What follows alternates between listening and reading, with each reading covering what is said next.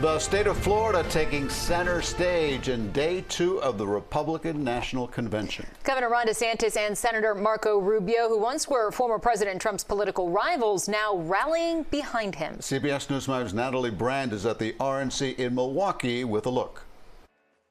On the second night of the Republican National Convention, former President Trump's one-time rivals are rallying around him as he prepares to carry the party's mantle into the November election.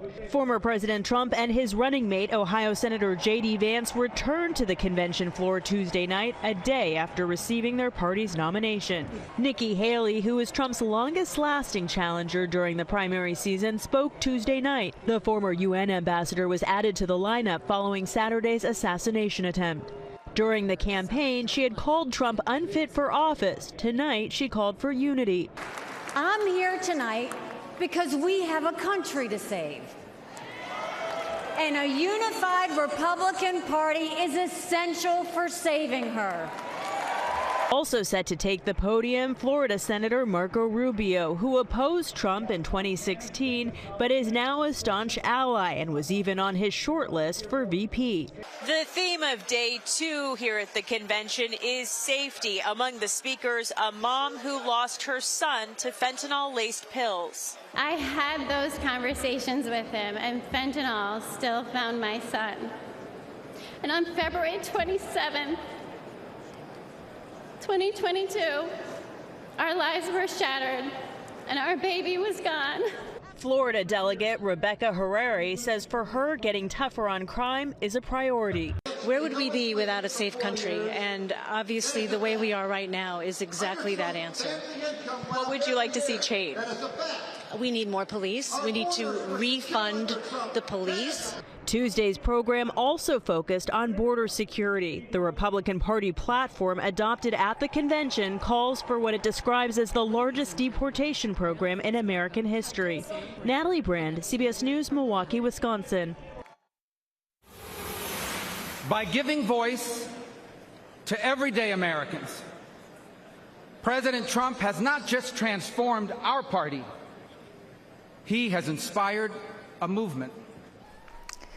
And there you see Senator Marco Rubio, who was very close to being picked as Trump's running mate, speaking at the RNC tonight. CBS News Miami's Jim DeFede is joining us right now. And Jim, let's talk about Marco Rubio. There was some talk early on that he might be one of the picks, maybe short list. What happens to him now? So, one of the things I think is interesting is I think what ended up dooming Marco Rubio's chances is a matter of chemistry. I think that Donald Trump had more chemistry with J.D. Vance than he did with Marco Rubio. I think Donald Trump likes Marco Rubio. But as you said, the question now is, what does Marco Rubio go from here? Look, as consolation prizes go, I think Marco Rubio's in a pretty good place right now.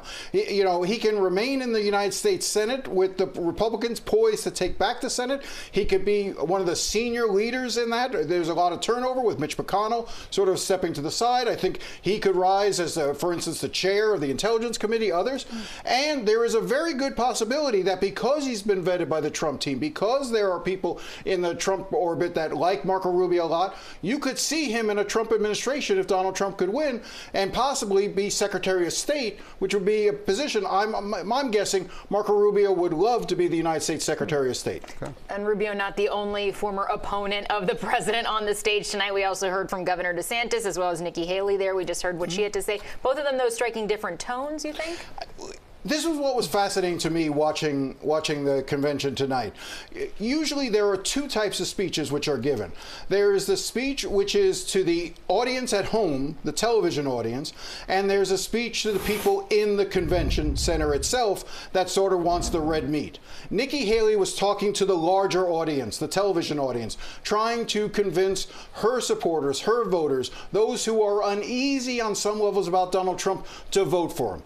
Ron DeSantis got up and gave that culture war stump speech that got him fourth place or third or fourth place in Iowa and didn't do him very well, but the crowd ate it up. And that's something that I thought was interesting about the tone of tonight.